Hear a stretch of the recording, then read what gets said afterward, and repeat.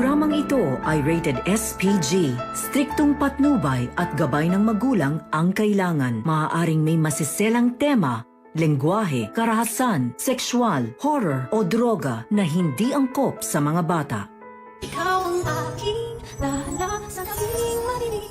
Ikaw ang Nakatakas na ng tuluyan si Moira at nakarating na siya ng Japan. Ano ang mangyayari kay Moira sa Japan? Magandang araw at eto na nga tayo sa ating pinakaabangang tagpo sa abot kamay na pangarap. Welcome to my channel. Please don't forget to like, comment, and click the bell button para lagi kayong updated sa aking mga videos. Samantala, naitakas pa rin ni Carlos si Moira kahit na muntik na silang mahuli ni Robert. Kaya pinagtaksi na lang ito ni Carlos papuntang airport. At nagawa naman ito ni Moira ng paraan na makatakas nang hindi nila nalalaman, kahit na inabangan pa sila ni Robert at Giselle. Nakarating na nga si Moira ng Japan at agad tinawagan ni Moira si Carlos para sabihin sa kanila na nasa Japan na siya. Kausap naman ni Carlos si Zoe dahil nag-aalala ito kay Moira kung nakaalis na ba siya ng bansa nang hindi nahuli ng mga pulis. Sinagod naman agad ni Carlos ang tawag ni Moira at ikinagulat ni Carlos na si Moira ang kausap niya. Tuwang-tuwa si Moira dahil natakasan niya sila Giselle at Robert. Kinuha naman agad ni Zoe ang telepono nang marinig niya na ang Mami Moira niya ito. Ipinagpasalamat naman ni Zoe na okay ang Mami Moira niya. Sabi niya na nasa Japan na siya at nasa Mount Fuji area siya. Naitanong ni Zoe kung bakit siya nasa Japan at napatingin si Zoe kay Carlos at tinanong niya kung eto ba ang napag-usapan ninyo. Sabi ni Carlos na oo at sinabihan ni Carlos si Moira na kausapin niya na ang taong makakatulong sa kanya na magbabago ng identity niya dahil hinihintay na nito ang tawag niya. Masaya si Moira dahil ito na ang ticket niya raw para sa kalayaan niya at hindi na siya makukulong. At sinabihan niya si Zoe na tatawagan niya ito mamaya at nagpaalam na si Moira dahil magkikita sila nung taong kontak ni Carlos na tutulong sa kanya at umalis na si Moira. Sa kabilang dako naman, ikinalungkot naman ni Giselle at Robert na nakatakas si Moira kaya hindi nila ito matanggap at hindi sila papayag na matakasan sila ni Moira kaya nagpatawag si Giselle ng press con para sa lahat at ilagay nila si Moira sa wanted list. Ibinroadcast nila si Moira bilang isang kriminal at nakatakas at magbibigay sila ng pabuya kung sino man ang makakapagturo kung nasaan ito. Ikinagalit naman ni Zoe nang malaman niya ang ginawa ng Tita Giselle at Daddy Robert niya na ipinabroadcast ang Mami Moira niya na isang wanted. Kaya agad niyang pinuntahan si Robert para kausapin. Nakita ni Zoe ang Daddy Robert niya kaya agad niya itong tinawag at galit na galit. Sabi ni Zoe na bakit niyo po kailangan gawin ang ipabroadcast si Mami sa buong mundo. Para malaman ng buong mundo na isa siyang kriminal? Buhay pa naman si Lolo, wala pa naman siyang pinapatay. Bakit kailangan yung gawin yun sa kanya? At napaiyak si Zoe dahil naaawa siya sa Mami Moira niya. Sabi ni Robert na nakatakas ng bansa ang Mami mo Zoe. Kailangan namin gawin ito dahil tinakasan niya ang mga kasalanan niya sa amin, lalong-lalo na sa lolo mo. Bakit? Ano ba ang gusto mong gawin namin ng Tita Giselle mo? Napabayaan namin si Moira na makatakas? At hindi pagbayaran ng mga kasalanan niya sa lolo mo? Galit na tinalikuran ni Robert si Zoe. Pinigilan naman ni Zoe ang Daddy Robert niya. Sabi ni Zoe na pamilya pa din natin ang Mami. Nakakahiya na malaman nila na nagkakagulo tayo. Inis na sinabi ni Robert kay Zoe na ginagawa namin ang lahat ng paraan dahil ang importante ngayon ay ang mahuli ang Mami mo. At sabay tinalikuran ni Robert si Zoe. Walang nagawa si Zoe kundi mag-alala at mapaiyak na lang para sa Mami Moira niya dahil nasa wanted list na ito. Samantala, sa Ace Reeds Hospital ay hindi naman mapakali si Carlos dahil naiisip niya na baka makita si Moira ni Annalyn at Lynette sa Japan. Dahil kasalukuyang nasa Japan din sila para sa seminar habang si Lynette naman ay pinasama niya para makapag-bonding ang mag-ina. Ipinag-alala ito ni Carlos kaya agad niyang tinawagan si Moira. Sabi ni Carlos na tinawagan lang kita para balaan ka na mag-iingat ka dahil naandyan din si Annalyn at Lynette sa Japan.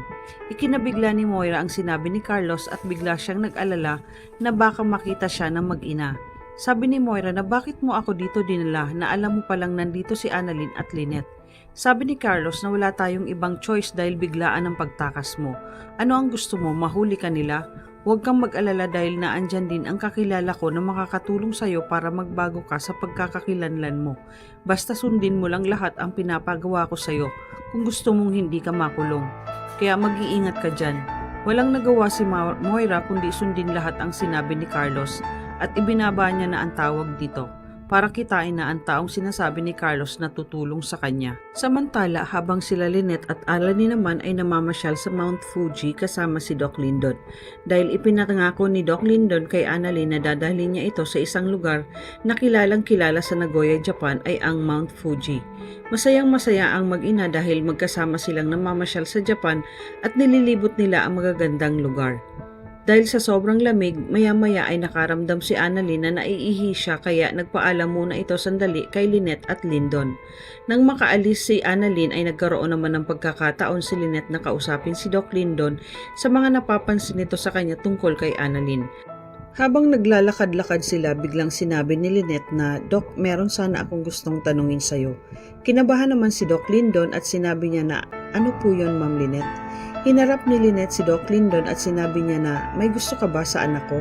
Dahil matagal ko nang napapansin na parang may itinatago kang pagtingin sa anak ko." Nagulat si Doc Lyndon sa tanong ni Lynette. Itinanggi naman ito ni Lyndon dahil sabi niya na magkaibigan lang po kami ni Annalyn. Mali po kayo nang iniisip sa akin. Pero special po si Annalyn sa akin dahil marami na kaming pinagsamahan sa East Ridge. Hindi naman naniniwala si Lynette na wala itong pagtingin kay Annalyn. Kaya hindi na siya nagtanong pa kay Doc Lyndon dahil ayaw niya itong pangunahan kung ano man ang mga napapansin niya sa dalawa. Siguro natatakot lang si Lynette na pagdating ng araw ay iiwan siya ni Annalyn kapag nakapag-asawa na din ito. Samantala, nakita na ni Moira ang taong tutulong sa kanya sa Japan. Tinanong siya ng lalaki, "Ikaw ba si Moira Tanyag?" Sumagot naman si Moira na, "Ako nga." Sinabihan siya ng lalaki na ako ang ipinadala dito ng kakilala ni Doc Benitez para sunduin ka dahil kanina ka pa niya inaantay. Sumunod po kayo sa akin. Nagkataon naman na palabas si Annalyn ng CR nang makita niya ang dalawang nag-uusap. Nakatalikod si Moira.